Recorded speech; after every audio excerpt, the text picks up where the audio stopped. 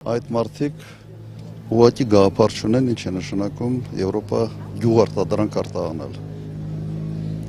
Մոտակա 10 տարում չեն կարողանալու արտահանել ոչինչ Եվրոպա։ Շատ երկար, շատ դժվար ընթացակարգեր են։ Եվ եվրոպացի ֆերմերները ընդհանրապես չեն թողնում, որ որևէ մեկը այսպես մուտք գործի այդ շուկան։ Ռուսաստանի ասած ուղղակի հետևյալն է։ Ասում են, որ իրենք